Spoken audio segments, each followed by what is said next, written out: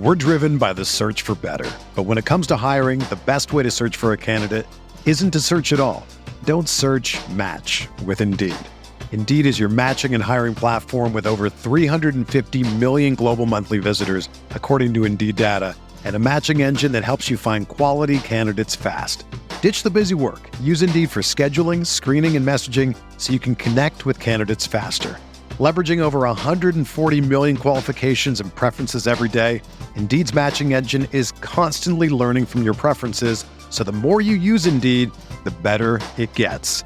Join more than 3.5 million businesses worldwide that use Indeed to hire great talent fast. And listeners of this show will get a $75 sponsored job credit to get your jobs more visibility at Indeed.com/Blue Wire. Just go to Indeed.com/Blue Wire right now and support our show by saying that you heard about Indeed on this podcast. That's Indeed.com/Blue Wire. Terms and conditions apply. Need to hire? You need Indeed.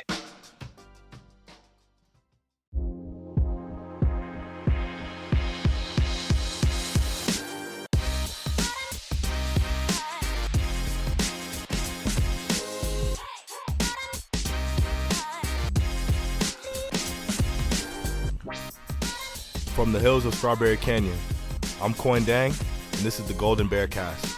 Let's go. Go Bears. And welcome back to another episode of the California Golden Bear Cast. And I have to steal this from someone that has been around the program for years, Mr. Bud Dog Turner. It is a great day to be a bear. I'm one of your co-hosts, Rob Huang. Of course, alongside me, as always, is the ever-moving, the unfindable Carmen Sandiego of the Bearcast, Mr. Andy Johnston. Andy, where are you recording from this moment? Live from Sayulita, Mexico. So if you hear the drum beat in the background, I don't know if the band is going to play past 10 o'clock, but it's been pretty lively. It sounds like they're playing past 10 o'clock. I'm just going to confirm the band is playing past 10 o'clock. The band is also out on the field. It's a great day to be a bear. We're just going to get right into it because we have a lot to talk about. We have a lot of fan things that we got to read because people have been sending us messages about, since they want to get in on the Homefield Apparel Giveaway. So we got a bunch to talk about. So let's start at the top. How awesome was this game? Well, you tell me. You tell me how awesome this game was. I mean, I can talk about everything that happened there, but I want your take on, like, when you watched it, because you weren't there with us. Like, when you watched it, like, was it a holy crap, or just oh, this is so much fun? Or was it like a mix of both? Was it something totally else entirely? Because I don't know what it was like watching on a TV screen versus like being in the stadium. So the first thing I will say, so I was in Mexico, and still am in Mexico, and the reason I'm down here is for my aunt's memorial, and so I have not missed a big game in, I want to say confidently, 10 years. The last big game that I can remember missing was my sophomore year of college. And I remember telling my dad I never wanted to leave for a vacation until after the big game had happened. That would have been 2008 forward. So let's say I have attended every single big game, although Chicago would complicate that. Most of the big games, I think, I can confidently say since 2014, I have not missed one. I'm pretty sure I haven't missed a single one since 2008. And so I missed this year because we're down here. And now I'm like, hot damn, I should never attend a big game ever again, because clearly I was holding the entire program back, the entire fan base back. I'm thinking next year, why not? Costa Rica? Sounds good. Catch me in Costa Rica. So that's what I was thinking. But for me, the vibes were so different, like nothing you could imagine, because obviously Pac-12 network is not in Mexico. So I'm just watching off of a cell phone and checking in. And I remember distinctly because we were going out, of course, of all the days, we had the one thing planned was the night of the big game. So I was telling my dad, like, hey, obviously this is going to be a conflict. And so right before we're getting in our car to go was when Chase threw the pick in the end zone, that after the play where Nikko got called for the unsportsmanlike conduct penalty, which I thought was kind of, as I tweeted, I thought that was pretty soft. And I still stand by that. Like that was barely pushed, like, and that was on both sides, and it was after the whistle. And, Chase throws that pick, and I'm just like, dude, no, not one of these games. Like Damian Moore, you have the fumble. You obviously have the great play by Lu-Magia Hearns, but it just sort of seemed like it was going to be one of those games where we did what we do when we have a lot of time off, which is we come out rusty. We don't convert in red zone situations. So initially I was pretty nervous. But now I'm curious to get your perspective. What was the first quarter like? Because Stanford had two, opportunities to score, to put points up on the board, and they didn't. And I was curious at that point in time, if you can check into Rob at the stadium, like, what are you guys going through mentally? I think for us, it was along the same lines, right? It was the Lu Hearns gets the pick. We're elated, like just having so much fun, and then the first play of the drive he fumbles and we're like, oh my god, not again. And then we get the fourth down stop, which we're sitting on the Stanford sideline, and so like it's basically in that corner that Trevon Clark scored in on that 84-yarder, and I remember all of us like just screaming at David Shaw, telling him to punt it, but then he goes for it, we get the stop, and it's an oh my god. It's going to be one of those games. And then we go down the field, and then he throws the pick, and it's the exact same thought that you had, which was, oh my god, here we go again. It's going to be like a 12-5 game, like some absurdity is going to happen. And so yeah, by that point in time, that's, I think all of us who have watched Cal football enough and watched enough big games are probably thinking, oh god, yeah, this is not gonna go like what we expected it to go, as it should be for a rivalry game. Okay, so that's perfect. Sets the mood. That's what's happening. And then for me, my progression here is I then go from 0-0, and keep in mind, I'm now like checking. It's gotten worse for me, so now I'm checking like the play-by-play. I'm like, wow, Stanford has the ball inside of Cal territory again. I'm like, I'm just getting down. I'm down on myself.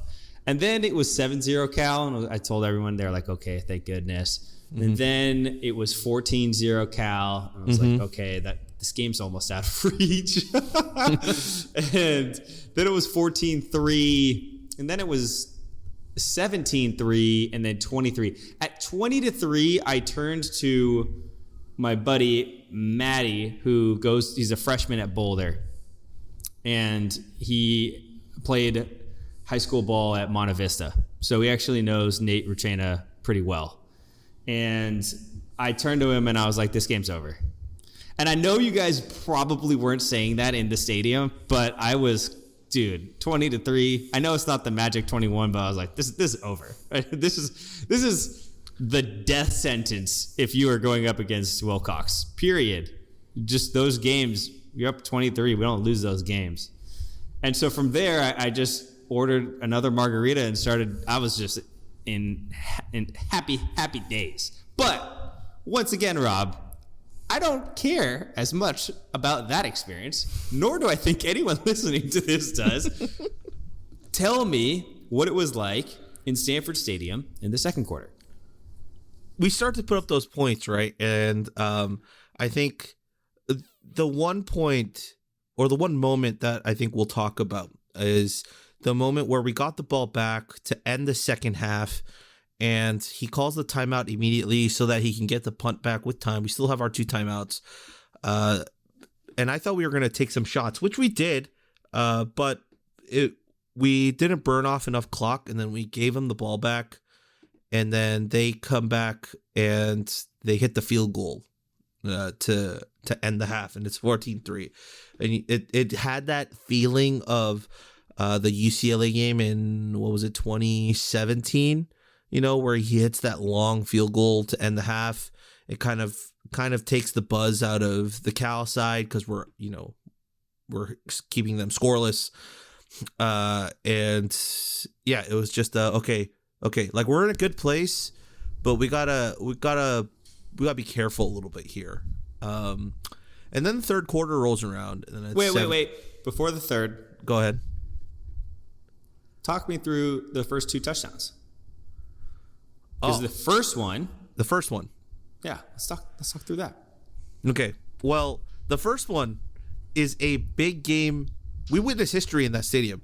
It's the longest pass in big game history. 84 yards from number 7, Chase Garbers, to number 80, Trevon Clark, who, by the way, seems to be arguably just the best wide receiver when it comes to the big game. Like 22 years ago was outstanding, especially on that final drive. And then in this one, too, is over 100 yards receiving on 4 targets, 3 catches. Dude, I think he went like 136 or something crazy. 135 on 3 catches. Yards after catch was 75. That play was beautiful. I think it's one of Garbers' best passes ever. Yeah. And if you watch the postgame with Trevon said that as soon as he had beaten that corner, he knew. Like, Chase knew that he was gone. Like, it was a touchdown. Because they read cover 0.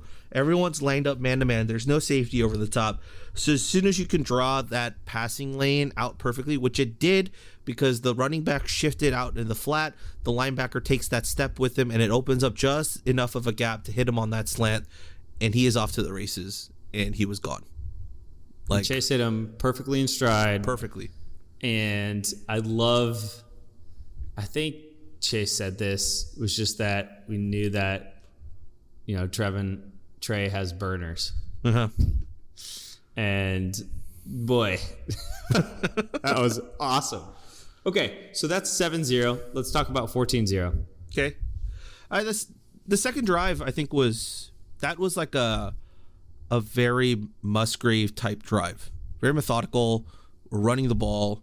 We're completing passes. I believe, if I can pull up the drive chart here real quick, the second touchdown is... My guess was the Christopher Brown reception. Yep, that's what sets it up. So Cal drives, pass complete to Nikko Remigio for 2 yards. Then Garbers runs for... Or actually, no, that's the wrong one. Where are we? 14. Here we go. Garbers pass to Kikoa for 13, and Brooks runs for 3. Garbers passes for 6. Garbers runs for 2. We get a false start on Matt Tower. It goes back 5 yards. But then incomplete pass by Chase. Then Chase runs for 8. Then another Chase pass to Trevon for 17. Incomplete pass by Chase. There's an offsides call by Stanford, so it goes into their territory. Brooks runs for 0. Then Garbers passes to Monroe Young for 30 yards. That was the big one. That was dope. That catch by we'll talk about that in a little bit. And then Garbers pass to Christopher Brooks for 1 yard and the Stanford touchdown. The Cal touchdown. Yeah. What more can I say? I mean, I tweeted about this a bunch, but that Monroe Young catch happened right in front of us, and I didn't see how incredible a catch it was until I was rewatching the game on Monday. And he jumps up. His hips are still facing the end zone, and he reaches back and high points the ball over the defensive back, and then turns his hips to reel the catch in. And if that defender had maybe stumbled just maybe an inch, like, Monroe would have had the touchdown. It's just that he got shoelaced as he was falling, and his knee hit the ground like on the 1 yard line. But I mean, absolutely superb. And then the offense runs up to the goal line, and they run a speed option. Or no, wait, no, this wasn't the speed option. No, this was the play action pass, and Chase drills Christopher Brooks. But right. I mean, if you watch that play too, that window is small. Yeah, it's tiny. It's so small because you have the defensive lineman coming out, and then you have either a DB or a linebacker that's jumping into the lane at that second level, and he throws it perfectly underneath the arm of the DB or linebacker that's jumping, and hits Brooks perfectly. Like, good lord, that play design. I think that too. What I've noticed with I feel like that play is eerily similar to the play that we ran against Oregon State, where we were able to get like the same thing with. It's not the same, but I do feel it was like another example of Chase like fitting a ball into a really tight window, and then also Musgrave using Chase in a rollout or like in a mobile position, which then opened up the window for him to pass through. Like if he traditionally drops back on that, that play is not open. Yeah. But because of the fact that Chase can be a quarterback that can move on the run, like it was just a really sneaky good play and big time. All right, now we're up 14-0. You mentioned, I do want to talk about the 3 because we brought this up and we specifically asked Wilcox or asked Trace to ask Wilcox. Thank you, Trace, for always being willing to fall on your sword for us about the decision to not try to put up points on the board against Oregon State. Yeah. And then in this game, we have a very similar scenario, and they decide to really try to be more aggressive with it. It doesn't pay off. No. You know, they didn't call. I don't know if they called any runs in that scenario. No, I'm looking at, or they did. It was one run play. It was a Chase runs for 10 yards, gets the first down, and then it's a pass to Brooks, incomplete to Christakos, and then incomplete to Crawford. Yeah, so I mean, very aggressive. And what happens? Stanford gets the ball and then is able to magically kind of put some points on the board before the end of the half. And I think it was related to a kind of not the world's best punt. And so I actually found it quite interesting because we've been vocally frustrated with Wilcox to a degree for not being more aggressive in those scenarios. And in this scenario, it kind of came back to bite him had he not, just run the ball. Yeah. So interesting side points, just adding context here. Okay. No, I know, because I think it's very reminiscent of, remember the TCU game? And remember, we had the lead going into halftime, and we all kind of in that game wanted him to just run out the clock. But instead, they took a couple shots deep. It didn't pay off. TCU gets the ball back, and then they score right before we go into halftime. Yeah. So, like, as Wilcox said, I can't remember if it's the OSU game or the Washington State game where he was like, I mean, hindsight 2020. Maybe I should have been more aggressive there. He said something along those lines in one of those games when we asked him about that. So I think it was just in the moment. But I think when they got to 14-0 and then we got the ball back, like the coaches that were calling the game and the players, I think they smelled blood. Yeah. I honestly think they smelled blood. They're like, we can run the score here. And they took that chance. It didn't pay off, but thankfully the defense held, which also, of course, you got the Mo ISF targeting call to end the half there, and he was knocked out of the second half, which that was a moment for me where I was like, oh, man, this could potentially be bad. We're already missing Femi. He wasn't playing, and we're down another inside linebacker, so we're down to 2 out of our 2 deep, and now we're going to have to ask other guys to play. So that was the moment in the. That was a big one. That was a good call out. Yeah. Okay, so can we just take a moment to talk about like what's the vibe in the stands by half? I think it's a cautious optimism. We've been in this type of situation before. We've had a bit of a lead. They actually got the 3 points back, and we could have actually scored more too because of the interception in the end zone, and so it could have been 21-3 at this point. But they also took 2 chances on 4th down, and we stopped them twice. So it was just one of those like okay, I feel good, but we really need to come out in the second half in the third quarter and punch him in the mouth. That's what needs to happen. So that was the feel. So we're at halftime right now. Let me take a quick break right here. All right, and let's look at the big picture. All right, let's look at some of the notes from like the game, because we're already talking about this game as if we've already seen it, right? So, Andy, how many notes, like big game, like records and stuff, do you think was set in this game? Overall, the full game or the half? The full game. Oh, well, definitely the longest pass play from scrimmage.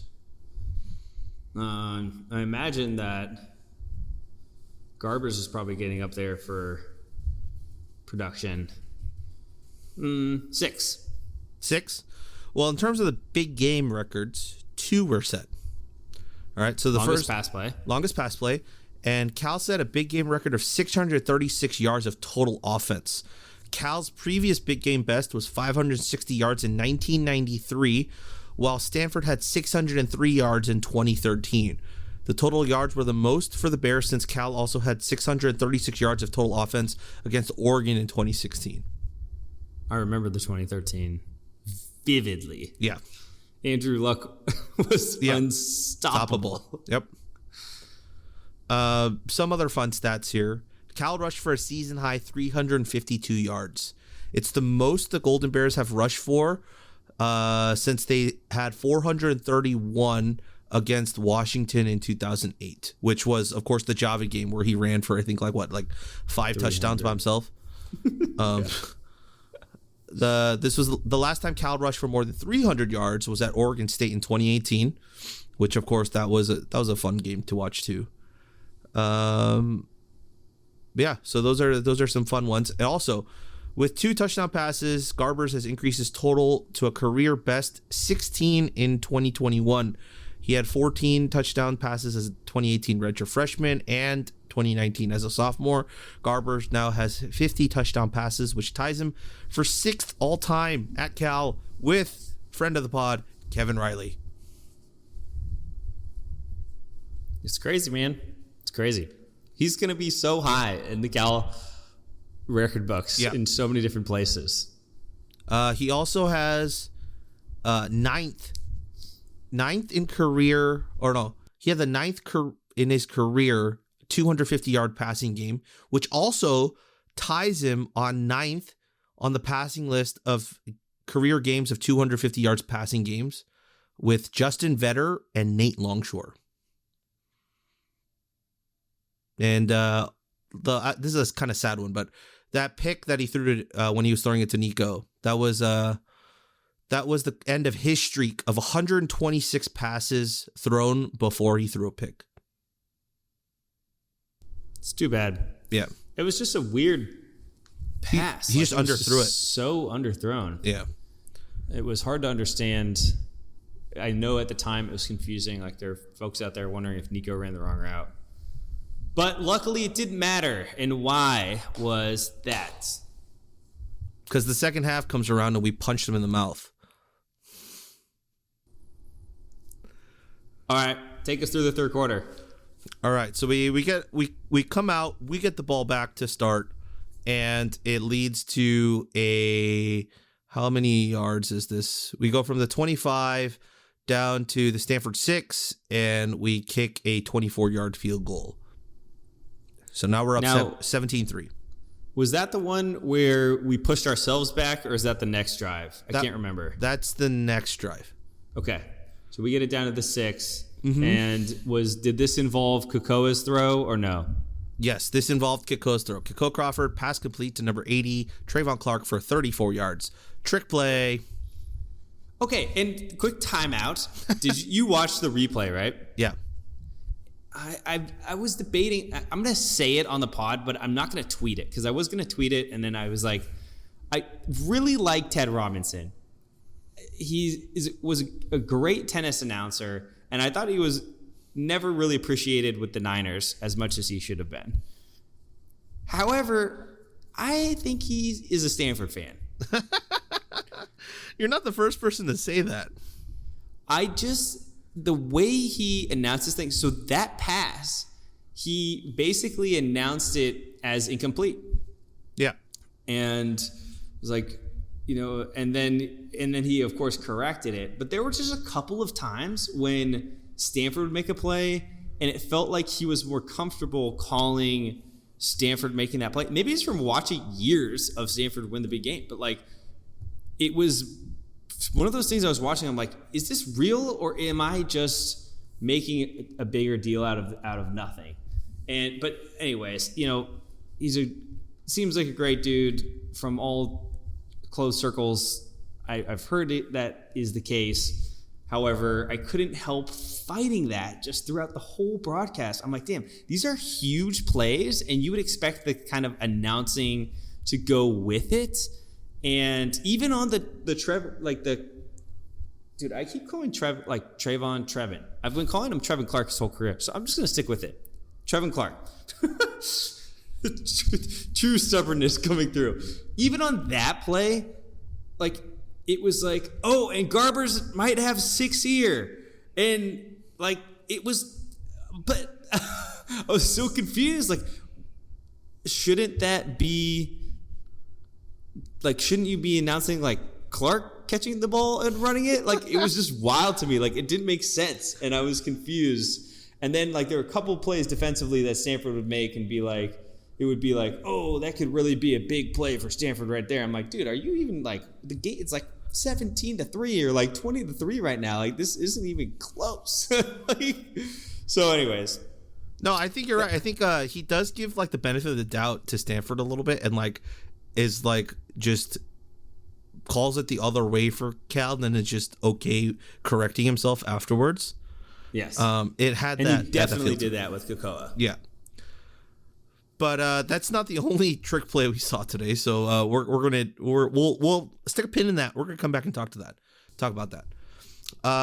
So we're up 17-3. Then Stanford drives. They basically get nothing after one first down, and the ball comes back to us. Oh, because Tanner McKee also is called for intentional grounding, which amazing. Amazingly hilarious. That's what you get from a 5-star quarterback right there. Intentional grounding. And then Cal starts the drive, and this is the one where we shoot ourselves in the foot and we still score. So Chase runs for 5, then Christopher Brooks explodes for a 75-yard pass. I'm still upset that he didn't have just that little bit more juice to get into the end zone. He had the separation, but I think it was Caillou Blue Kelly. No, it was Williamson who caught up to him.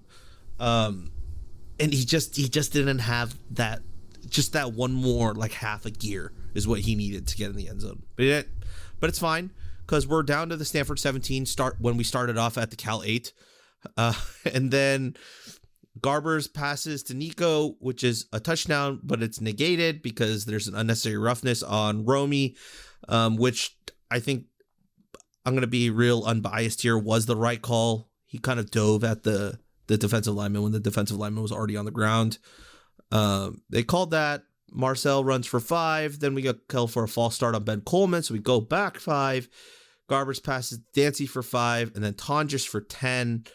And then it sets up the 34-yard field goal from Dario, and we're up 20-3. Okay, now flashing you, Avi, Nam, Nick, Rico. What's the mood? 20-3. I think all of us agreed at that moment in time. One more score ices this. 3. Another field goal is good enough, but another 7 is probably the nail in the coffin. And that's what we were saying. All of us agreed. Okay. So still some nerves. A little bit, yeah. I mean, 20-3 is not that big a deal, right? It's a 17-point game with still let's see, a little more than the half, another quarter remaining.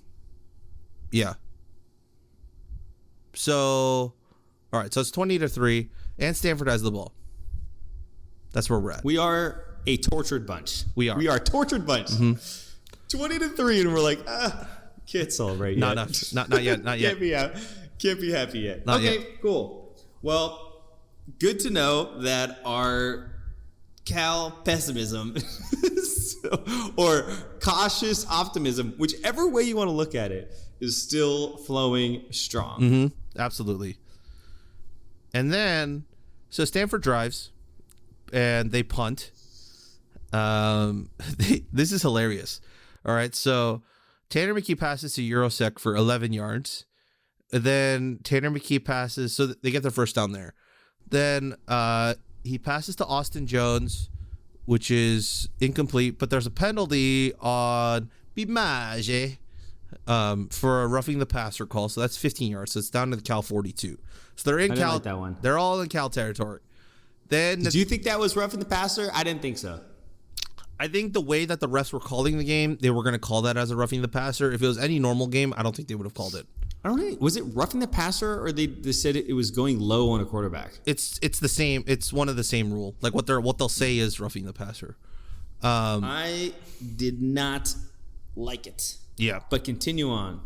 yeah, I didn't like the call either. But then again, in the bigger scheme of things, it didn't really matter because Nathaniel Pete would run for 1 yard, and then he would run for 0 yards, and then Tanner McKee would pass to Humphreys for no catch because of the man, the growing legend, Mr. Lu Hearns.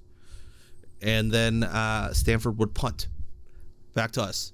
Of course, they're on our 41. They're down 17 points. 3rd and 9. And of course, David Shaw looks the punt. Oh, this was so sweet. Just the chef's kiss. And then the start this drive, it's another trick play. It's the hook and ladder. Pass out to Nikko, and then on the end around is Dancy, and Nikko tosses it to Dancy on the lateral, and Dancy goes for 4 yards. Beautiful. More trick plays. I love it. And then the ensuing play right after that, on 2nd and 6 on the Cal 24, Marcel Dancy, led by a pulling McCade Mettauer, absolutely pancakes the dude and puts him 7 feet under the ground, and Dancy is off to the races on a 76-yard touchdown run. Doesn't get caught. Boosters engaged. And now the Bears are up 27-3. Epic. Ball game. That's the ball game. That was the For Dancy, in a couple, I think like Nick mentioned this, Dancy has had so many of those plays this year. Whether it was against Colorado, he had that big touchdown. I think they ruled his knee down. Yeah. Then against Oregon State, same. There was another penalty on a big score from him. And Dancy is as stand-up as they come. He's taken on the Patrick Laird legacy, and to just have him be the one to get that moment, especially to get it in the big game, because I'm sure it was frustrating to have those called back, especially as running back, and like largely things that weren't related. You know, the knee being down is important, but we didn't think that was a definitive call whatsoever when they overturned that. And I'm just so happy for him. That play, to be one of those guys that has a play in a game like that can ice a big game and really just set off what I would imagine to be the party in Stanford Stadium for all the Cal fans. Yep. That's pure deliciousness. That's when it started. That's when the party started. It was like, oh, it's coming home. The axe is coming home. And yeah, this is when the party started. Because look at this, Andy. Look at the score. 27-3, right? The Bears still scored another 14 points. Like, we're up 20. we're up 24 points, and we still scored another 14. We did what we don't always do, which is we kept running. We ran it up. Yep. We kept pouring it on. And I want to know, when this touchdown was scored by Dancy, did you guys celebrate the first to 21, or did we let that tradition retire? No, we celebrated it. Absolutely did. Absolutely did. The rule of 21 lives. The rule of 21 The lives. rule of 21 lives. I mean, we're going to go through the game first, and then we have a lot to like hash out afterwards. So let's just keep it rolling. All right, let's move into the fourth quarter. They come out or they continue their drive from the end of the third into the fourth, and they score a touchdown, and off of a pass interference call, which I think you could have gone either way with, but they did call it on Drayden, and the ball keeps moving, and they score the touchdown off an Austin Jones run, which was just like a pile mover, and then they also go for 2, and the score becomes 27-11. Fun story right here. 27-11, they score. I turn around, I look at Nam, and he looks at me and he goes, "I don't have a good feeling about this." True story. Nam looks at me and he goes, "I don't have a good feeling about this." I was like, I get where you're coming from, but I'm feeling it's pretty out of hand.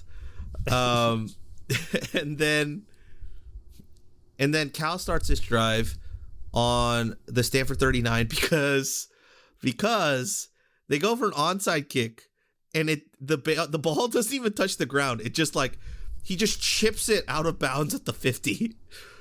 And so Cal starts its drive on the Stanford 39.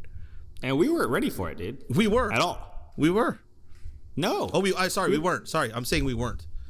Yeah, we're not. We weren't in the slightest. No, but it was also the worst. Straight out of bounds. It's the worst onside kick I'd ever seen. And so Cal starts on the Stanford 39 because I believe it's where the ball goes out, and then I think it's a 15-yard penalty on top of that. So it gets us into Stanford territory. Chris Brooks runs for 1. Remigio runs for 27. And then Dancy runs for 9. Dancy runs for 2 and gets the touchdown. Beautiful. And this was the jet sweep. Right. I believe. Yep. Or this was the speed option? Sorry, that's what I meant. Yeah, this was the speed option. So we get to the right side. We get down to their 11, and then Dancy runs for 9. We run up to the Stanford 2, and we run a speed option. And I was talking to Trace about this, or was it Nam? And we were both saying how Chase could have lured in the end a little bit more before he pitched it.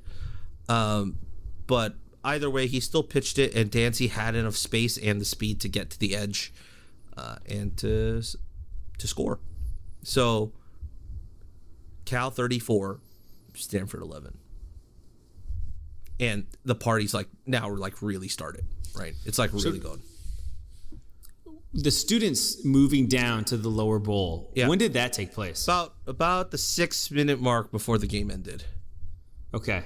So right around was right around not that touchdown. No. Right around the last touchdown. Yeah, right around the Chris Street touchdown. Maybe halfway through that sequence or that drive is probably when you started to see everyone start funneling down. Of course, Stanford fans leaving and us singing the na na na na, hey goodbye, and jingling keys at all the Stanford fans that were leaving the stadium, and it was glorious. It was absolutely. Glorious. Our group of guys. We were sitting in between a bunch of Stanford fans. There weren't a lot of Cal fans around us because we were on the opposite side of the field. We were on the same end zone. We were sitting in the same end zone, but the majority of the Cal band and the where the Cal athletics department sold their tickets was on one side, and then we were on the other side of that end zone. And so everyone just started to funnel down right around the halfway mark of that next drive. So I'll continue. Stanford drives, they don't do anything, and they punt 45 yards. Then Cal gets the ball, and this was actually a fun drive because we know the game is in hand. they started to throw on all of these guys that hadn't played in a long time. No quarterback change, but Garbers completes the pass to Tonjes for 14 yards, gets the first down. Then we see Chris Street run for 1 yard, then 19 yards, then 1 yard. Then DeCarlos Brooks runs for another 10 yards. And then we got the last trick play of the game. We're up 34-11, by the way. And on the Stanford 17 on 3rd and 1, what does Bill Musgrave call? He throws a running back pass to the tight end. And Marcel Dancy throws the Jake Chondish at the back of the end zone. It's a little too high, and it's incomplete. But there's the third trick play of the day. So we had the wide receiver to wide receiver pass, or the double pass. We also had the hook and ladder, and then now we have this running back to tight end pass. But right after that, it's 4th and 1. But Garbers passes to freshman tight end Kaleki Latu for 12 yards. My son has arrived. I screamed out. Latu. And then on 1st and goal on the Stanford 5, Chris Street, touchdown Street, 5 yards. The Bears are up 41-11. We're driven by the search for better. But when it comes to hiring, the best way to search for a candidate isn't to search at all. Don't search, match with Indeed. Indeed is your matching and hiring platform with over 350 million global monthly visitors, according to Indeed data, and a matching engine that helps you find quality candidates fast. Ditch the busy work. Use Indeed for scheduling, screening, and messaging so you can connect with candidates faster. Leveraging over 140 million qualifications and preferences every day, Indeed's matching engine is constantly learning from your preferences, so the more you use Indeed, the better it gets. Join more than 3.5 million businesses worldwide that use Indeed to hire great talent fast. And listeners of this show will get a $75 sponsored job credit to get your jobs more visibility at Indeed.com/Blue Wire. Just go to Indeed.com/Blue Wire right now and support our show by saying that you heard about Indeed on this podcast. That's Indeed.com/Blue Wire. Terms and conditions apply. Need to hire? You need Indeed. And now everyone is coming down onto the field level. We were about 5 rows up from one of the gates, and so like there was I have a video on my Twitter account of like the guys rushing the field and all of the students and fans. But you see like how close we were, and like you can just imagine how they were all huddled up like right at the gate waiting for the game to end. But the last like two, 3 drives, like it doesn't really matter, right? Tanner McKee is still out there, and he gets his pass intercepted by Colin Gamble. Lazy pass, by the way, on there. Colin Gamble goes. This was the cool part about that Colin Gamble interception is as soon as they intercepted it and he goes down and the play's dead, you see the entire defense run over to where the Cal band is standing, which is on the Cal sideline. So, and they start celebrating with all the people in the stands, like just from the field and like looking up at them. And it was one of those moments where they can't call like an unsportsmanlike conduct or anything like that because they're off the field already, right? They're celebrating with their own like cheerleaders and fan base. So it was like super cool that they did that. And then they like went back to their sideline. Cal starts its drive. You see walk on Ashton Stredick. There's also a clip. Peter has it on his Twitter page of when Aristotle Thompson goes over to him and tells him that he's getting some snaps, and you just see like the pure joy on his teammates' faces. The other running backs just like, you know, slapping his like shoulder and like hyping him up and getting him ready. And you see the smile on his face. He goes on and he shows some incredible burst, right? Garbers rushes for 4, then Stredick rushes for 8. Then Stredick rushes for 0. Cal calls a timeout.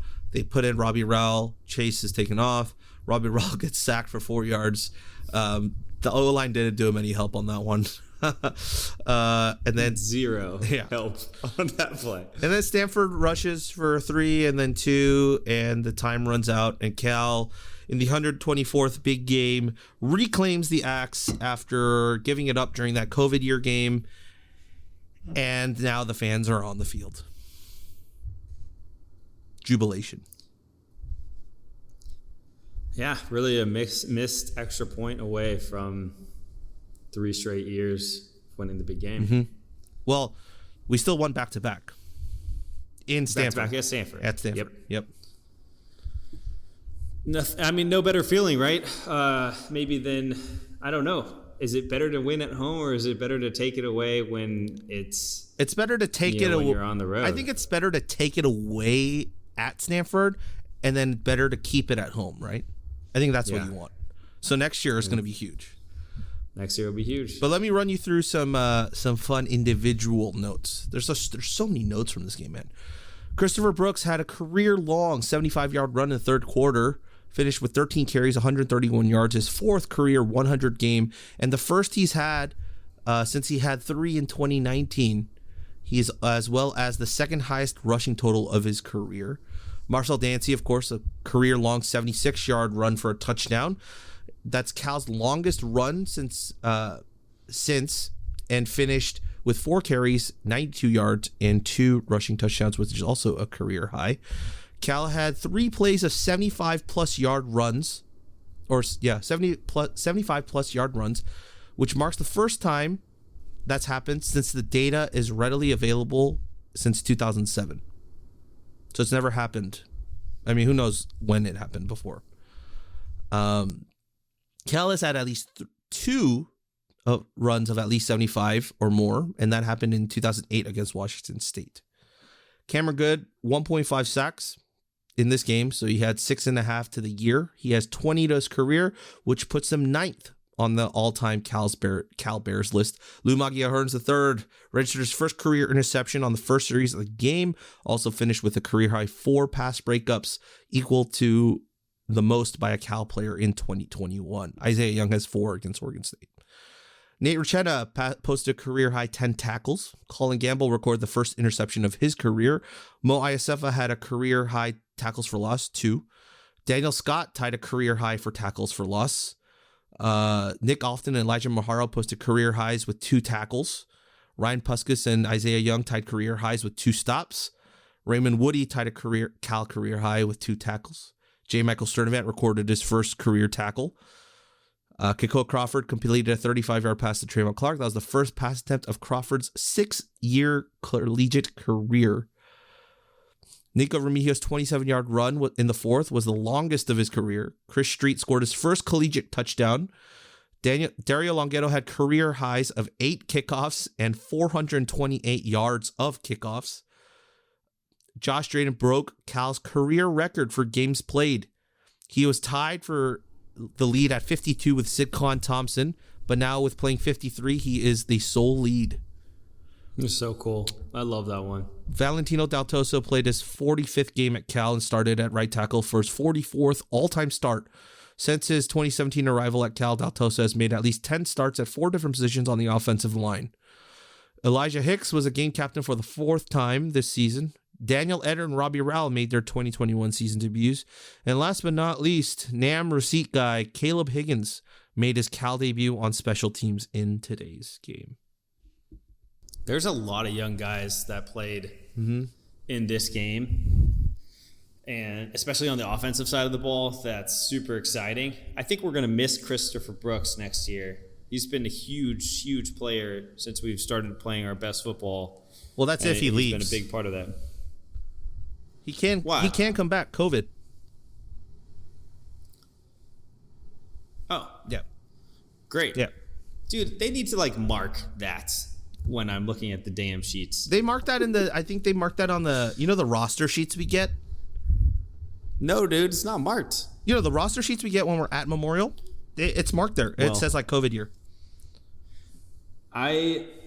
If he chooses not to say, I think that's someone that we'll miss, but what a game to be able to rotate in some of those guys, and Robbie Rowell got minutes. Let's go. I mean, what a time to be alive. I mean, this game, like, now we can just talk about like everything, just our general thoughts and everything, right? Like, before the game started, I was talking to Trace earlier in the week, and I was talking to Nam when I picked him up on Friday night. I said, guys, this is the first time in a while where a blowout seems like a plausible result. I'm not saying it's going to happen, but you could probably convince me that it is in the realm of possibility of it happening. Like, not one of those like fluke blowouts of like, you know, it's just everything goes wrong for Stanford, but like just an absolute, like, we come out of the gate and throw the haymaker, and we know from the get-go that it's going to be one of those games. It wasn't like that in the first quarter, but starting the second quarter, we established ourselves, and like, we scored double-digit points in every quarter outside the first. Scored 0 in the first, and then 14 in the second, 13 in the third, and another 14 in the fourth. Like, we trampled them, like, embarrassed them out of their own home stadium. And it was absolutely incredible to watch. Like, I mean, I have never seen a big game like that. Like, maybe you can attest to your Cal history, which is longer than mine. Like, when's the last time, like, I think they said 2003 was the last time Cal has won a big game by 30 points or more. I feel like we won one big game in what was it?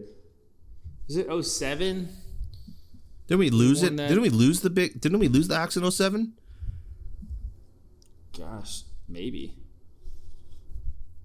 I think Let me see. I think we lost it our freshman year.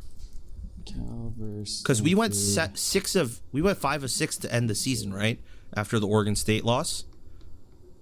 Yeah. Like, we lost 5 games out of the 6. Brutal. Yeah. And I think, all right. Series history. Just give me a second. All right, pulling up the game results here. I mean, so, oh my gosh, Stanford won 20-13. So, so 2006. Cal won 27-3 in 2005. Cal won 41-6 in 2004. Okay, so 2004. I mean, 27-3 is pretty significant blowout. 24 points. Yeah, and then 08 we won 37-16. Yeah, I mean, but that's not a 30-point difference though. It's not. It's still, but it's 21. Yeah. I mean, it's so like, yes, that's not a. I think 27-3 you could say is pretty significant. 41-6 definitely, but yeah, I mean, it doesn't happen often, and you know, some of the things I was thinking about. I had this interesting, you know, in Nick's column, he. So this might be a little off topic, but so Nick's column, he hyperlinked when he was talking about the trick plays, hyperlinked a link that went back to our famous fake punt in the Sonny Dykes era. Ah, lovely. And I looked at the score of that game, and it was 28-2. 28-2. And I remember that some folks who could remain nameless, because that's totally fine, on Twitter mentioning to me that they miss some aspects of the Dykes era. And I think people get confused why I like Wilcox so much. And it's because we play competitive football day in and day out. And these blowouts, when they come, damn, are they satisfying. And we don't get them that often. And sure, it would be great if we had them more. But we also aren't really on the other side of that very often in his tenure. And when I think about the big game and the progression to the point that we're at, yes, Stanford is a bad football team, but we don't lose to them. We don't play down to our opponent right now. And that's the thing that I look at where I am thrilled about. And if there was any additional evidence needed that Arizona would have been an absolute smash fest had we had our full roster, I mean, this is obviously, you know, the evidence I don't think anybody needed, but it's there for you if for whatever reason you did. So I look at this and say, you got the big game win. We have the Axe back. The season has been wildly weird. And I can't help but feel a bit robbed by the Arizona game and that ruining the, preciseness of a prediction of 7 wins this year. I mean, from your perspective, you can point to a lot. You can point to the Washington, overtime game. Like, I know. You can point to all those, but I point to Arizona. I mean, those are the most winnable. Yeah. It's the most winnable, and it's the most, in my opinion, out of your control. Yep. Right? The other games, we had our full team, and we prevented ourselves from winning. But the Arizona game, you had, COVID, and to some degree, that's outside of a program's control. So I still look at that, and I texted you, I think. I was like, damn, that Arizona game. And you have really good perspective on it. So maybe you want to share a little bit about where your head's at. But for me, that's where I'm at. I'm like, all right, we got UCLA is good. Like, this next game, this is a test. This is a test for the defense. This is a test for the offense. Like, UCLA has a good football team. USC, we should honestly beat USC the same way we beat Stanford. So to me, the season rides on this next game against UCLA, and that scares me. I mean, which it does, because we don't have room for error, right? We can't lose any more games and still make a bowl game. So that's where we're at. But let me rewind you a little bit, right? I'm going to go back in time a little bit further. Let me talk to you about, like, the pregame atmosphere, because we've had tailgates there, but like this year we merged 2 different tailgates. And it was, I would have to say it felt really emotional at this particular tailgate, and I feel like I'm feeling more emotional thinking back on it now, because like we were robbed of this for a year, right? And to come back and to be at the tailgate and everyone walking by, all the people, and we happened to park right next to, or the tailgate was set up right next to like the walkway for where like the student section bus stops, and like they have to walk through the parking lot to get to the stadium, and like all these Cal fans walking by us, we're having a grand old time. And like all of the people that we know, like that have other tailgates, like they're all coming by to stop, like, namely, Shannon and her dad came down and she hung out with us at the tailgate and sat with us. Grant Merrick, SF Gate and former Cal rivals, came by and drank with us and enjoyed the pregame, and we had a joint tailgate with not only our guys but also Sean, who's a dear friend of ours, was a former player at Miami, but his tailgate, we made sure like to park right next to ours, and we kind of had a double tailgate going, and it was really cool. It was absolutely cool just to like, every time you like see someone, like you give them a big old hug, because you hadn't seen them in a couple, like in years, as a matter of fact, right? Some people we haven't seen since like 2019.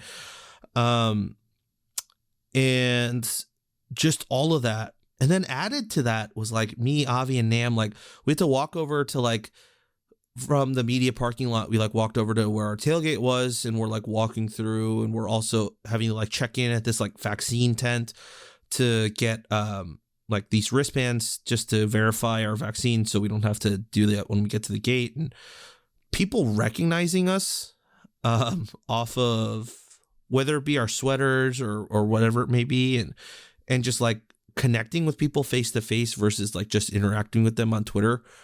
And you're like, oh wow, like this isn't just like an internet thing. Like these are actually real people. And just people coming by. And then, after the game, and we're on the field, and we run into Sid and her sister. We take a picture, and there's just a bunch of people that we ran into on the field, and like guys coming up and giving us hugs, like seeing Matt Ha, seeing BMAC, who's the recruiting director on the team, and like just. That's actually the first time BMAC and I have ever met, and he just gives me the huge, like the biggest hug of all time, on the 50-yard line, and And then who else? Just a crap ton of people that we just like caught up with. And Nam, I remember this distinctly. We're seeing all the young kids like waiting at the gate, and people were like, "Oh, let's go up there too." And I was like, you know what? Like, let's just let them go. Like, we don't need to be a part of that like mass that runs onto the 50. And part of me was I don't want to get trampled. That was mostly my perspective on it. But I was like, hey, I mean, we'll get onto the field. Like, but we don't have to be in that mosh pit. We already did that in 2019.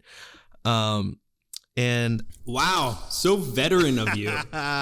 So good. It's getting old on us, folks. So it's getting good. old. But the one line that Nam said to me that still sticks is like, and part of me, if I get a little emotional here, is we lost like some dear friends during COVID, right? We lost, my buddy Mikey, we lost Larry, and Nam, I think mostly talking about Larry, was these moments are so dear, and we don't know how many moments of these we have left. And to be here, to savor it, to be a part of this family, and to experience that together was just like such a huge thing. And I think stepping back, letting everyone like run onto the field, us like getting onto the field and taking pictures and all that, but just kind of taking in from the outside and just being like, this feels great. But there's also some of us that aren't here anymore. Like there's a picture, like my Twitter profile picture now is like of me, Nam, Avi, and Nick, which if Matt Hod's listening to this, thank you, Matt, for taking that picture. But like we took somewhat of a similar photo in 2019 on the field, and that one had Larry, and this one didn't. And it was just like we still got a churro during the game as the churro to victory. But yeah, there was something like, I don't know if cathartic is the right word, but like something maybe a little feeling of full circle of like everything that we've been through during the pandemic. But it was just that moment of like, all of us were here and we're all experiencing the exact same thing. And I'm not just talking about the people that were in our group, but just like all the Cal fans in the stadium, right? Like just what this victory means, how this victory happened, the score of the game. And we caught up with Ashley Adamson after the game too, and she was like, I don't think I've ever seen like Justin Wilcox like that emotional. Like there was a couple moments where he choked up, and I mean, I can only imagine, right, being a coach who's in that position, and you're struggling to get wins, and then over your rival you get this emphatic of a victory. Like hell yeah, like everything that that was people were nagging you about, that goes thrown out the door when you do that in a rivalry game. So yeah, that was really long-winded, but that was just really nice and good perspective, like being there on the field, like over however long. And we were the last ones to leave the stadium because we were there talking to Ashley Adamson, and we actually got to meet Shea Vereen. So yeah, that is my spiel about what it was like being on the field and at the game. Yeah, it's beautiful. I think that it was one of those, I even had a moment where I was like, definitely about to tweet out, like, make sure someone has a damn churro, right? And yeah, Nam's perspective is perfect. Those games, whether it be big game or just the few games that you do get generally at home and then away, you only get a few, and you only get a few that everybody can attend, and then even fewer of those you get to enjoy in a winning fashion. And it certainly means a lot when you get to experience the win. And I know that 2019 was almost an exorcism of sorts. Mm-hmm. and this, it just doesn't matter like that. This is one of those things that a slightly different subject is like, you could have a shit season, but if you win the big game, there's a lot of people that are just like, damn, that was dope. It's like we could conceivably go 4-8 this year. But one of the 4 was an emphatic blowout of Stanford. And I'm like, like, yeah, I've got some things to work on, but I'll take it. I think that's the power of this game. This game matters so much. It feels like the season really is won or lost by beating your biggest rival. And there were many years where that didn't happen. So to have these moments, you're talking about moments in life that don't come around all that often. And that's what makes being a Cal fan special in a lot of ways. Absolutely. It's if you're an Oregon fan or if you're a fan of another program that has a more winning program, perfect example. I found out that my aunt and uncle both went to Washington. I had no idea, which tells you a lot about my family, but I had no idea. So they tell me, they're like, yeah, we've been to 4 Rose Bowls. And I laughed out loud. Out loud. I was like, 4? What a life you must have, right? And so sure, they have those, but in some ways when you're the program that hasn't been there, and when you do get there, there's nothing better. And I think that some of these wins, it'll take a lot of success for Cal to get me to the point where I'm like, oh, another big game win. It just doesn't really happen that way. It always matters. Give me a 10-year streak, and maybe I'll feel that way. Maybe. Yeah, maybe. I think that's what exactly the same thing Nam was saying in the car ride home was just these wins matter more because of how small of a fan base we are. Because we know what at least the people that interact with us on Twitter and in person, like we know what these wins mean to them. We know what it means to what we think is probably the more vocal majority of the Cal fandom. And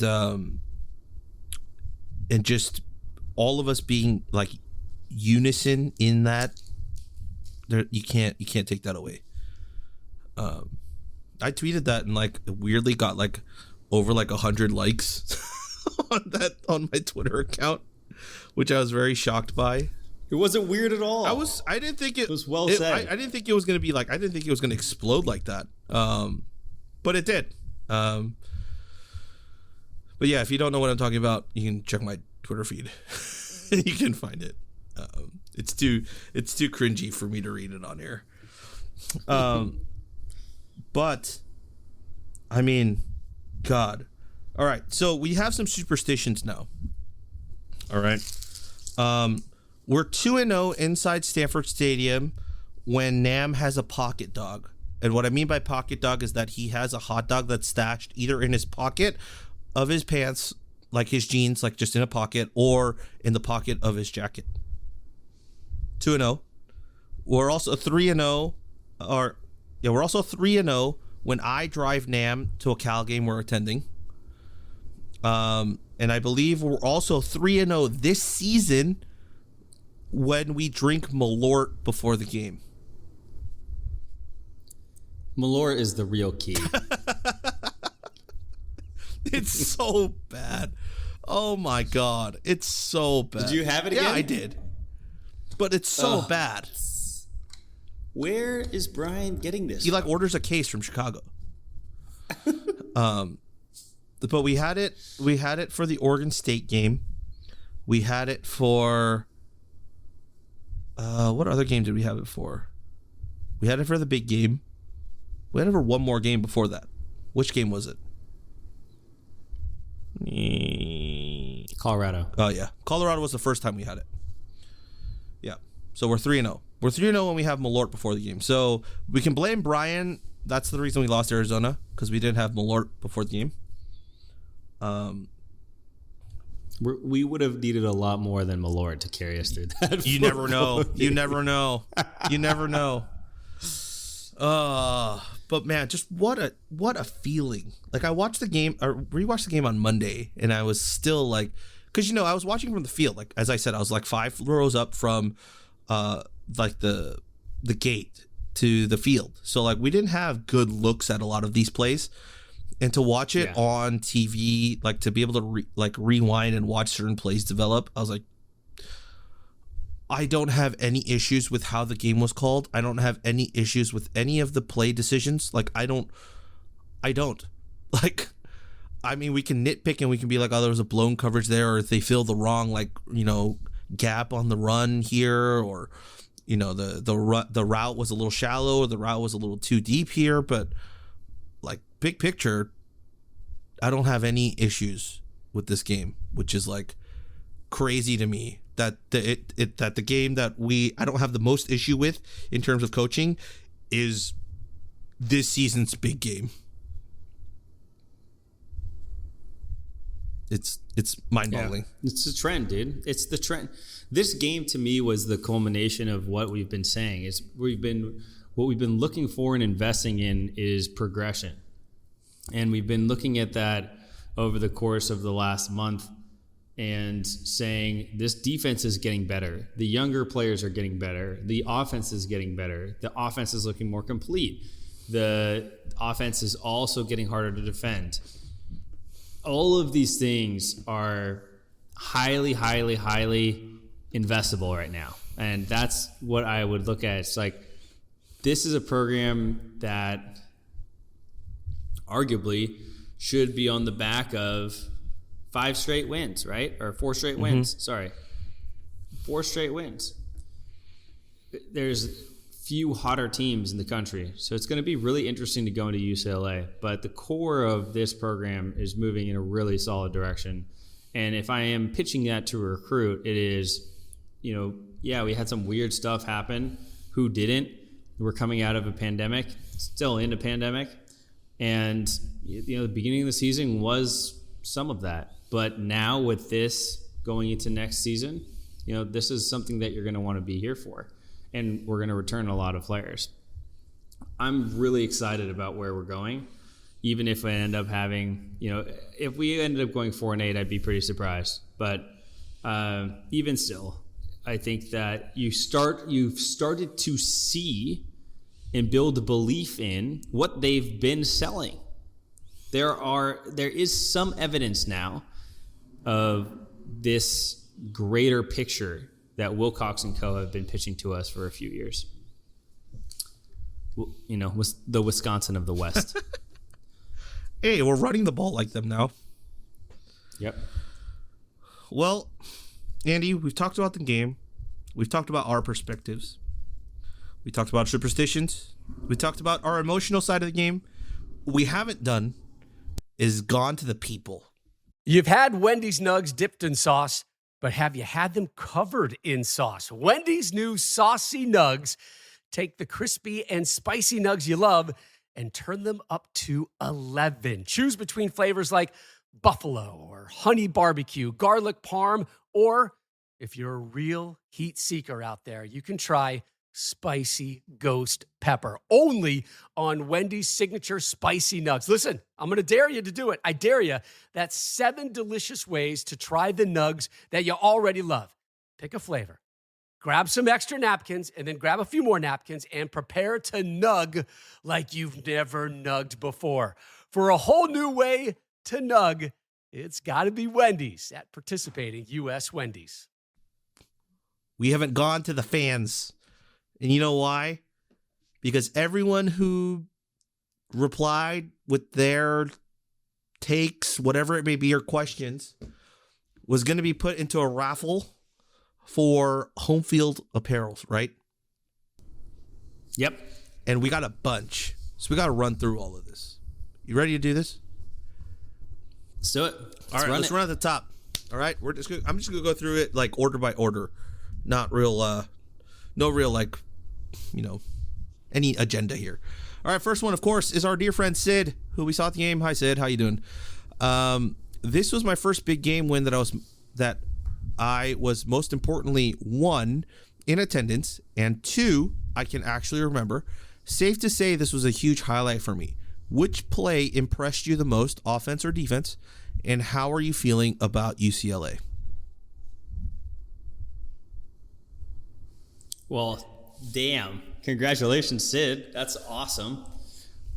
Biggest play for me was, I think the coolest play was the Trevon Clark like catch from Garbers on that route, and then just hearing the two of them talk through kind of what they saw in that play, what they had practiced, knowing that they had it if they basically completed the pass, and that it was going to be a touchdown.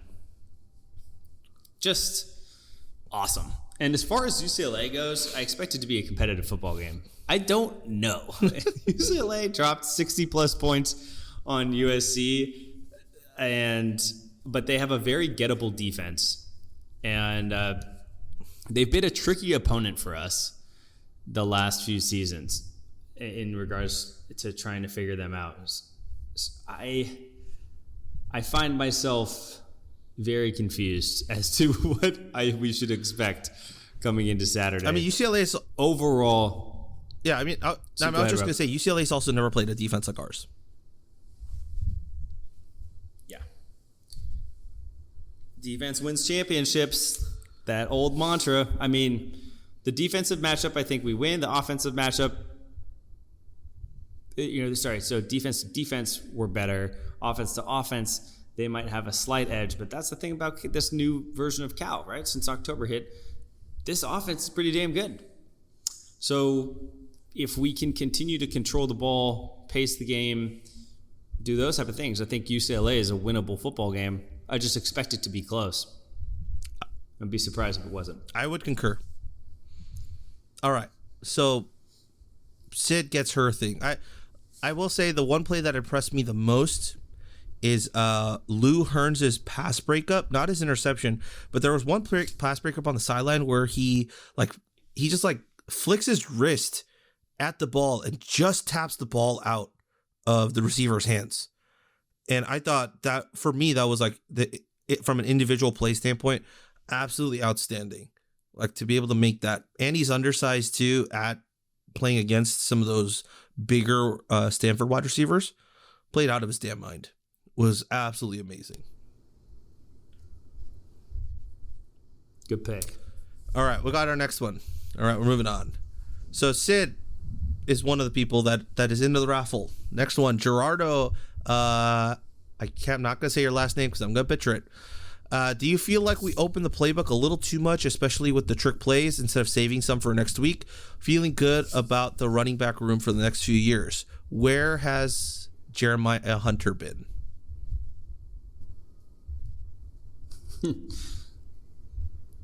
Well, I can answer the last one about Jeremiah Hunter. He was what do you think? Suited up for the game, but I believe he wasn't 100% ready to go. So if he was suited up but he wasn't playing, probably means that they could have used him if someone else had gotten injured, but they didn't necessarily want to risk him being out there. It's good. He was also in the Arizona game, but we don't talk about that. Yeah, we don't. Game. But what do you? I don't think you could possibly, have showed too much of the playbook. If we're talking about the trick plays, I don't know. The halfback pass wasn't exactly going to work. So it's I think the things that to me, what opening that up does is it forces UCLA's defense to have to account for it, and therefore ends up being something that can be used. It adds complexity when trying to come up with your game script against Cal. What are they going to do here? Are we going to run a double reverse? Are we going to have our wide receiver pass it? Or, what does this formation mean? Because we've seen now that Cal can do 3 different looks out of the same formation. It just forces the other team to guess more. I don't think it's something where we expose too much. I imagine they probably have a lot more, and we've probably seen just very little of it. And that's the thing that you hear a lot in the press conferences after the game is, we practice that all the time. How many times do we hear that? We see a big play, we're like, whoa, where'd that come from? They're like, yeah, we practice it all the time. That's just the thing. We don't get to see it and see the practices.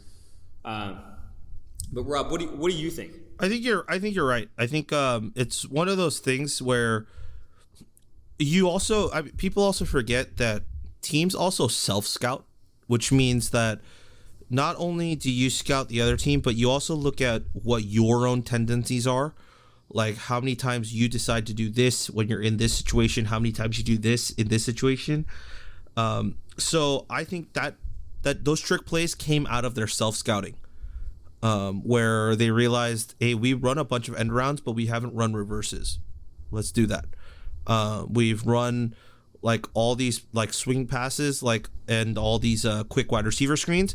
Let's add another pass element into there, and let's see if we can get a trick play out of it. So they're setting it up, and exactly as Andy alluded to, now the other teams are going to be a little bit cautious when we run that play set. So it might look like that play, and that's how the play will develop, but ultimately it might just be a standard, wide receiver screen or something like that. But you'll see maybe a DB back off. You might see a linebacker hesitate just for a split second, deciding whether it's going to be a hook and ladder or if he should go after the ball carrier. There's going to be a lot involved in those specific situations. So I think this actually bodes well a little bit going into UCLA, where now you kind of, the week before you play arguably the best team out of the three teams you play, you put all of that on the board, and now they're like, like which version of Cal are we seeing this week? That's my thought. And his last thing was feeling good about the running back room for the next few years. I would agree, and I think Andy would absolutely agree. Yeah, so I think we've been feeling good about it. And apparently Damian Moore was hurt. It wasn't because he fumbled, but he has had ball control issues this season. The guy's super good. I mean, I don't know if he doesn't fumble that ball, it's hard to convince me that he doesn't take that to the house. Yeah. All he has to do is break one tackle, and what does Damian Moore do? All he does is break arm tackles. So that play, he was close, and it was really unfortunate for him that the defender got as much ball as possible. He should not have dropped that ball, if he's holding the ball correctly, or as Ron Gould would say, 5 points of contact. I just think we're in a really good spot. I totally agree. Great call out, and seems like something that we can continue to rotate guys into. It's just a bummer that we're not going to get Jade Knott to come into that room. Yeah, we're going to need a couple of more young guys, because we didn't recruit a running back last class, and we don't have one currently for this class, I believe, if I'm getting my recruiting right, because we had Caleb Johnson and Jaden Knott, but we lost both. So yeah, it's we're gonna have to hit the transfer portal hard, and who knows, maybe we come out with the next Zach Charbonnet. So I will take it. All right, next one is Daniel Gottlieb. How does the win impact impression of the program from potential recruit perspective? I mean, can't look good for Jackson. Did you see the one tweet from Derek Wilkins? So he quote tweeted a tweet, and I'll read you what he originally said. He originally quote tweeted it and said to J Mike, he's like, think we made the right decision or something along those lines. But what the quote tweet was of this stat: 30 players last season, or in the last recruiting cycle, had offers from Cal and Stanford. 28 of them decided to go to Stanford. 2 of them decided to go to Cal. The 2 guys that did were J Mike and Derek Wilkins. It's crazy that the recruiting battle right now is so lopsided.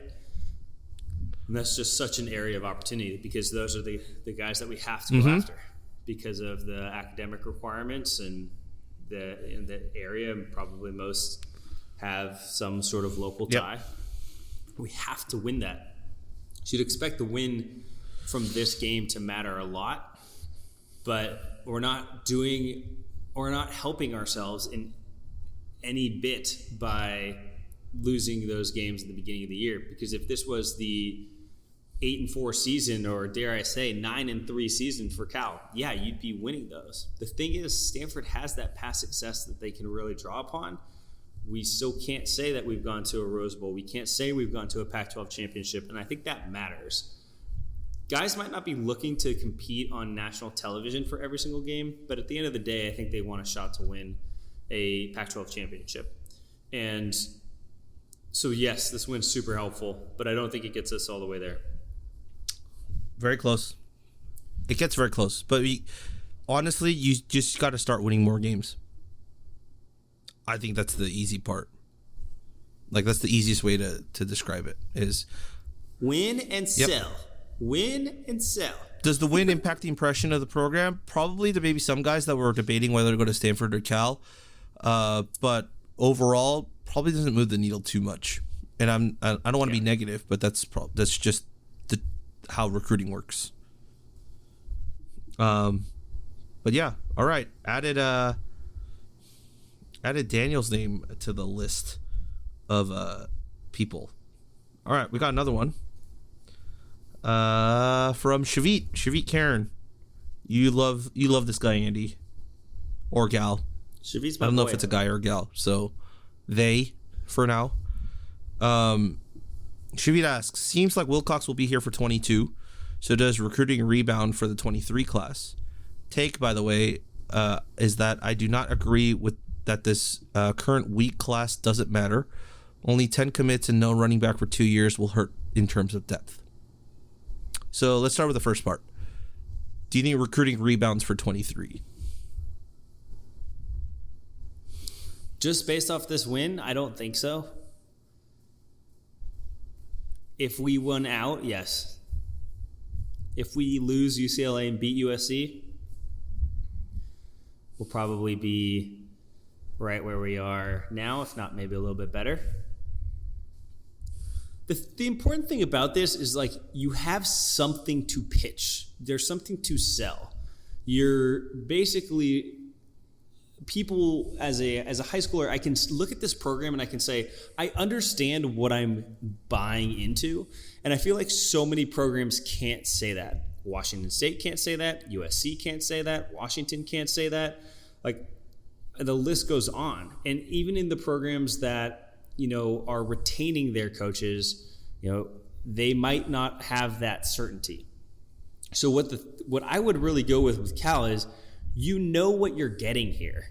And that starts with the degree and ends with what we've been able to demonstrate over the last 4 games. And I think that there is something there that will move the needle in a positive direction. I just don't think it's something that can be measured.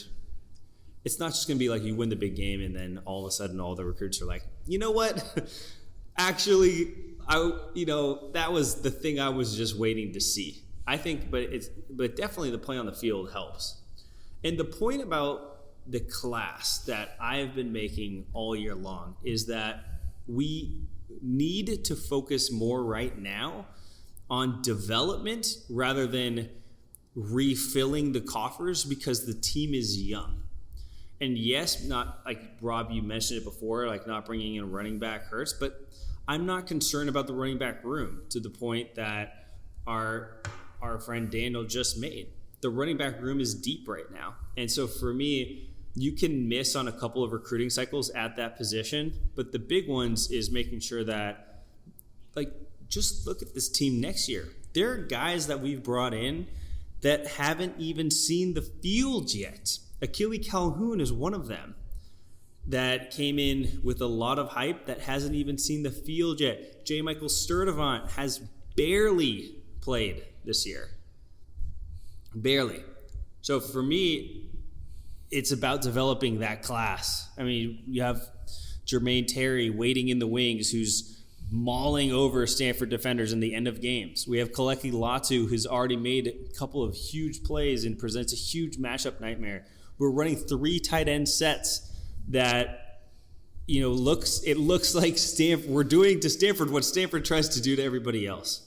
So that's sort of the main point with the class. Is it's not that it doesn't matter.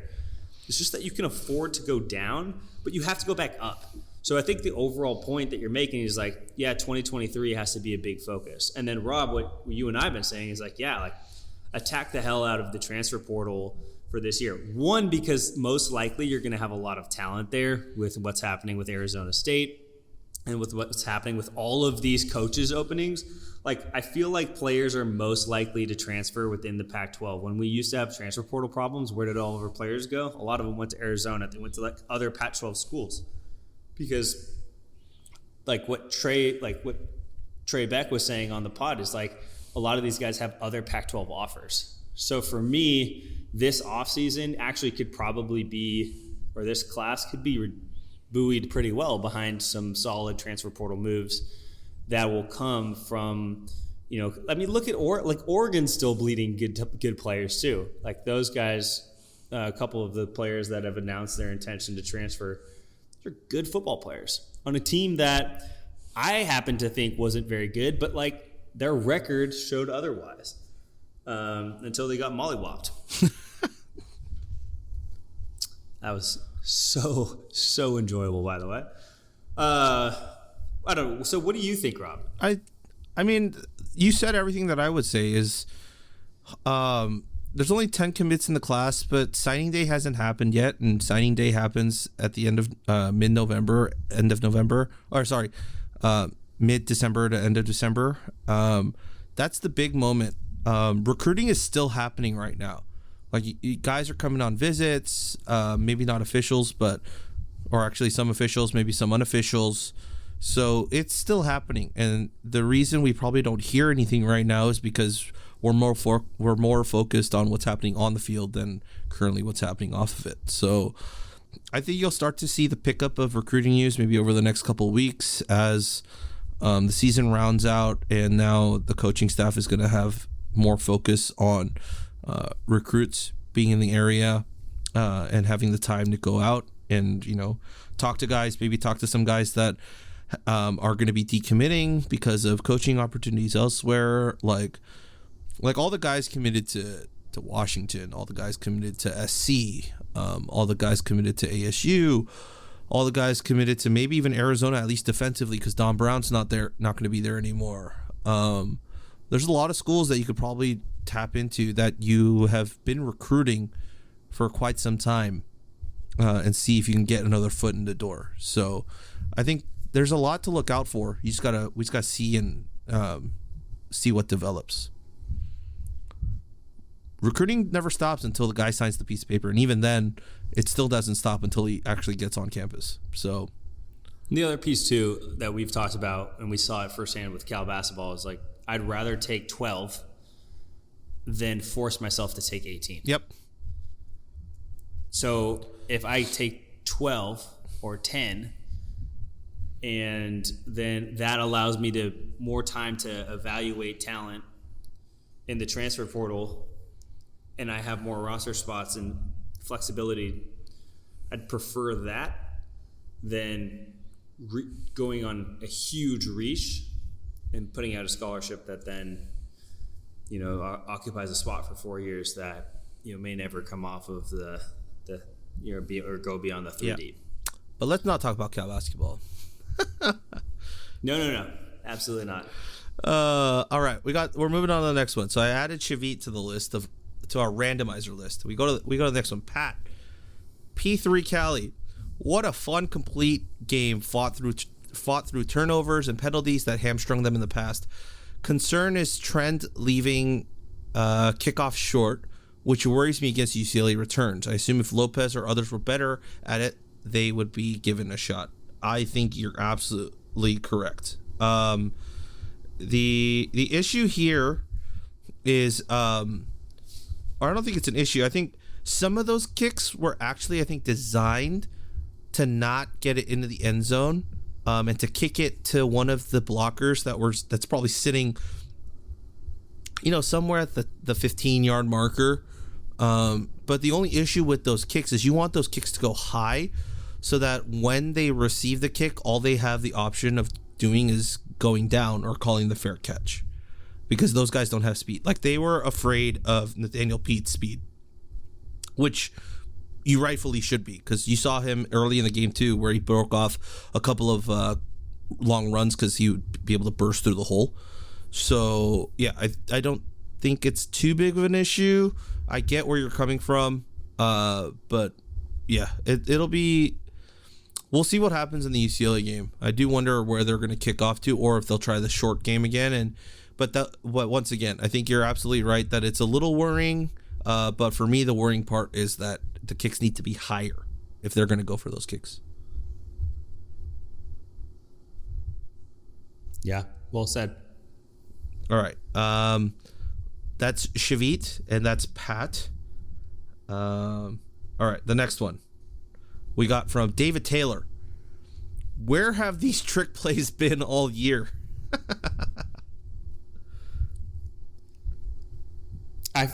We've done some of the reverses, but nothing like that. Nothing like that. Yeah. I would encourage you to just ask Nam about his relationship with Bill Musgrave, and I think his answer will be as good of an answer as you could get to this question, even though it wasn't exactly the question that was asked. The best part asked. about that was Mike Safel saying that he prints out the message boards and shows them to Bill Musgrave. And Nam was saying in the stands, like after we found out about that, like Nam was saying, there's a non-zero chance that Bill Musgrave was calling the plays just to spite Nam.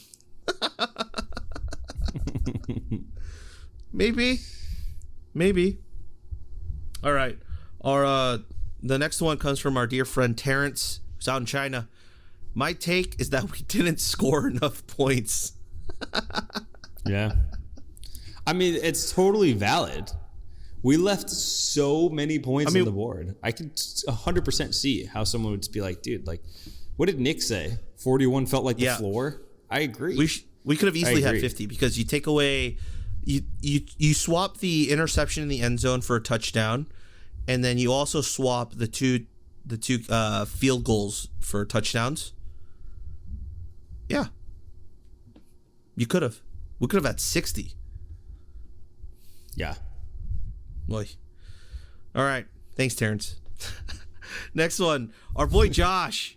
Who's out in Boston. I think he's in Boston now. He might have already moved. I think he's moved. Any thoughts on Nico's touches this season? And what is your 30-second pitch to NFL teams regarding Nikko Crawford and Trevon Clark? And then also, 9 penalties and 2 turnovers won't cut it against UCLA. Which ones concerned you the most? Yeah, so true.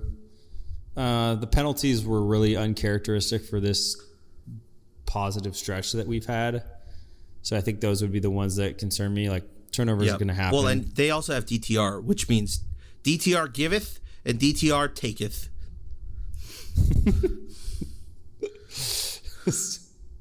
So, yeah, I think, yeah, for sure. I would say that one I feel pretty good about. Yeah, the only thing about penalties I would say is I think maybe the emotions of a rivalry game got the better of them on a few of those. Like, I don't think, like, not excluding ISF's thing, I think like Braden Rome's, unsportsmanlike or the unnecessary roughness, and also Nico's one. I think it's just emotions got the better of them in the circumstance of the game. I'm pretty sure it was chippy down there. Agreed.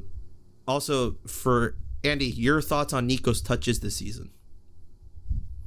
I feel like it's been kind of inconsistent. And I don't know what to make of that. I know we've been trying to get him the ball in space more often on some different looks. And so clearly he's a key part of the offense. The issue, I think, with Nikko is he doesn't, to me, really, if you get him on the outside, he never seems to have that much separation. Whereas some of our other receivers seem to be doing a better job at that. He's clearly a dynamic player. I just don't know if we're like we've fully figured out how to utilize him still, which seems hilarious to say. Yeah. And then the last part is, what is your 30-second pitch to NFL teams regarding Nikko Crawford and Trevon Clark?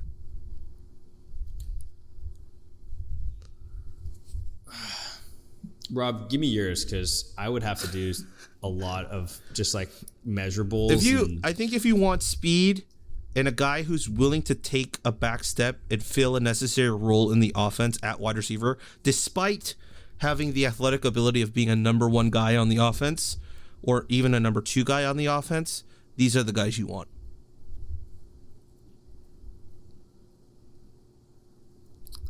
Yeah, I mean, that's all I can say. Neither of these guys are on obvious draft radar, but at the same time, maybe my case for it would just be like, look at some of the past players that you didn't expect, and some of those guys have showed up big. I think Crawford, to me, I don't know, dude. Clark is super good. I think both of them could easily end up on either practice squad or end up on a roster. Yeah, I think they'll get drafted. I don't think they'll be day one. Of course, we don't think they'll be day one guys because they're not on any day one boards right now. But I think when they have their pro day and you get to see their measurables, like actually for what they are, I think that's what's going to start to eye open some of these guys a little bit more too. But we move on from Josh. We move on to the counselor. He says, ending the season with the big game was a tradition until the Pac-12 expansion. It's a tradition I miss. I've heard scheduling issues as the reason it no longer happens, but never an explanation for why that is the case. Why can't the big game close the regular season schedule? Preach. I have no idea.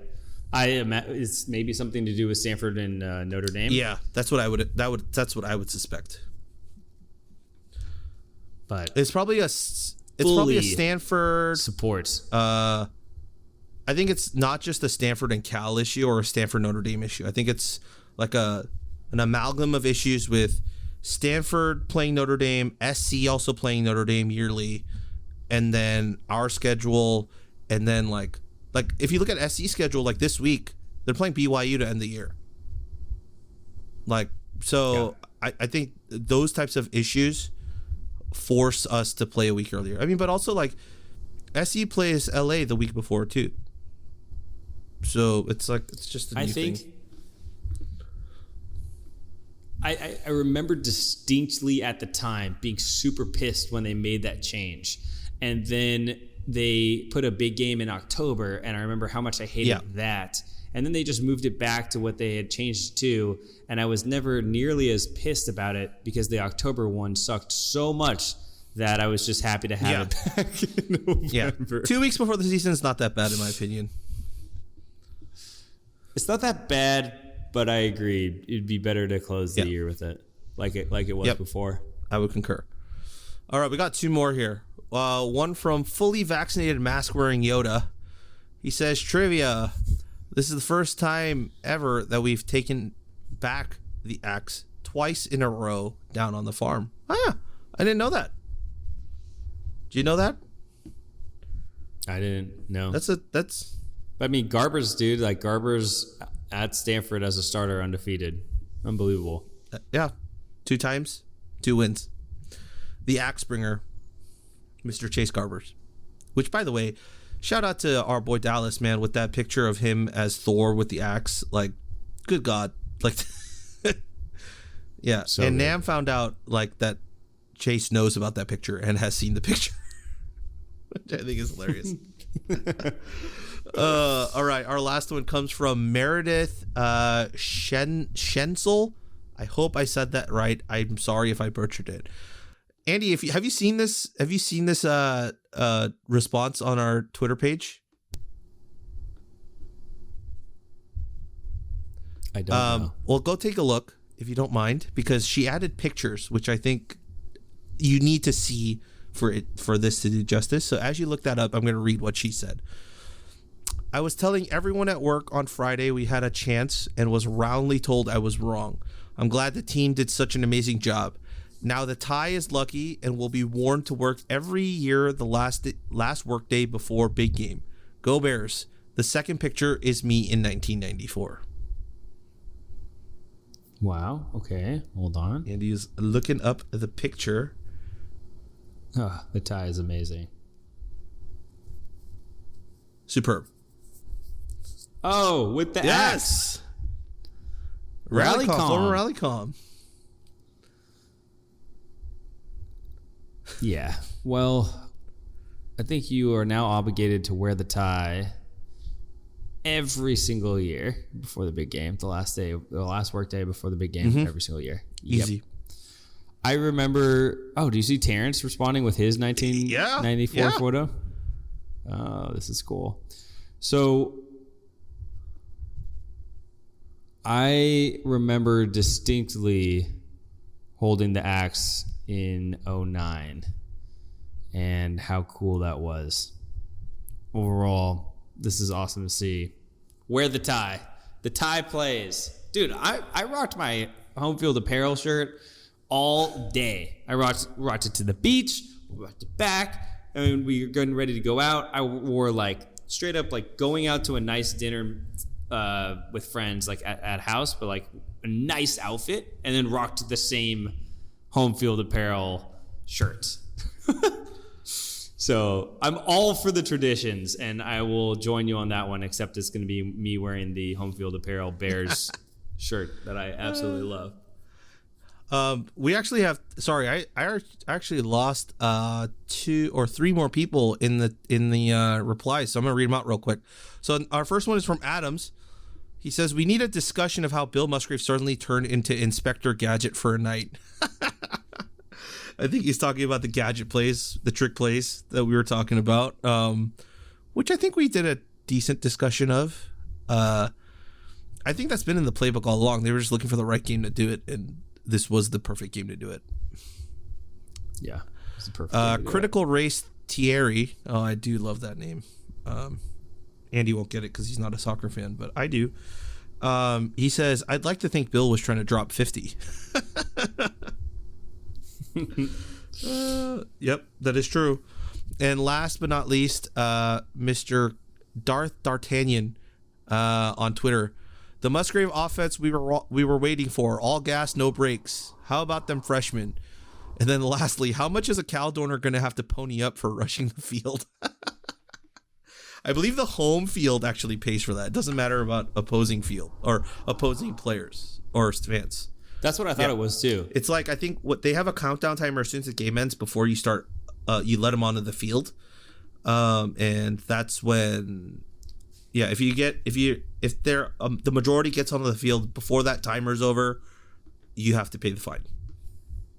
I think I saw on Twitter, someone said this, it was, how much is Stanford going to have to pay for a Cal fans rushing the field?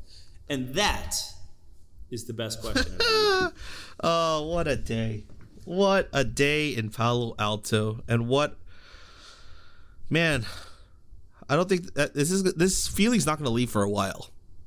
This win, right? At least that's how I feel. I don't know about how you feel. No, dude. I mean, that's what I'm saying. Is like your worst case scenario is going 4-8, but you have the axe. It's a huge difference. It's a huge difference. I would love for this to feel like 2019, where we have the axe and we go bowling, and they don't have the axe and they have to stay at home. That's what I want. All right. Let's go Bears. Beat the Bruins. We do. All right, Andy. I have everyone's name into a randomizer to figure out who we're going to give away this Homefield Apparel Cal line stuff to. All right. I'm going to hit the randomize button. Not once, but you're going to pick the number of times that I hit the randomize button. Need it 4 times. All right, here we go. Count them down. 1, 2, 3, and 4. Here's my list. Should I do it from the top up? And the winner is. Oh, you're gonna should I build it? Suspense? No, yeah, you can't. You don't want me to build the suspense? All right. Give me the drum roll. And the winner of the home field advantage, please, is Terrence. Congratulations, Terrence. Wow. Do they ship to China? We'll find out. If anything, I'll hold it for him until he gets back to America. But congratulations, Terrence. You have won the Homefield Apparel giveaway from the Golden Bear Cast. We appreciate your listens all the way from across the country or across an ocean. But that's it. It's an hour and 45 minutes that you've been listening to us talk about the big game and all sorts of other stuff. But jubilation, Stanford fans crying, upset that they lost the Axe, and congratulating us was the weirdest feeling on the planet. But the Axe is ours. It is home. I don't know where you can go see it. I'm sure at the SC game they'll probably have it on the field at some point, during some timeout. They'll probably have some basketball game where you can go take a picture with it. So just be on the lookout for that if you want to get your look in. But that's it for us on the Golden Bearcast. As per usual, you can tweet at us at Golden Bearcast. You can find me at Rob11HWANG. You can find Andy at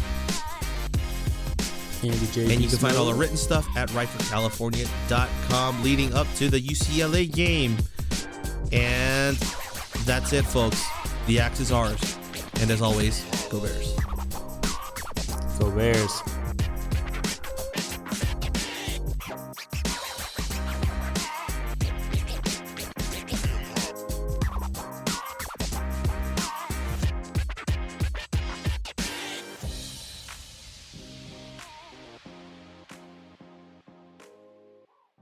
The music. What music? Did the band just end? Fuck. I still hear a bass. You hear a bass? Or is that coming from my end? Oh, that's from my end. Some person in the area is blasting music.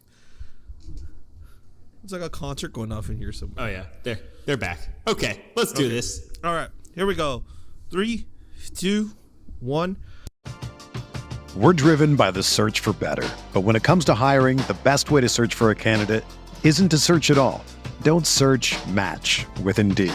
Indeed is your matching and hiring platform with over 350 million global monthly visitors, according to Indeed data, and a matching engine that helps you find quality candidates fast. Ditch the busy work. Use Indeed for scheduling, screening, and messaging so you can connect with candidates faster. Leveraging over 140 million qualifications and preferences every day, Indeed's matching engine is constantly learning from your preferences, so the more you use Indeed, the better it gets. Join more than 3.5 million businesses worldwide that use Indeed to hire great talent fast. And listeners of this show will get a $75 sponsored job credit to get your jobs more visibility at Indeed.com/Blue Wire. Just go to Indeed.com/Blue Wire right now and support our show by saying that you heard about Indeed on this podcast. That's Indeed.com/Blue Wire. Terms and conditions apply. Need to hire? You need Indeed.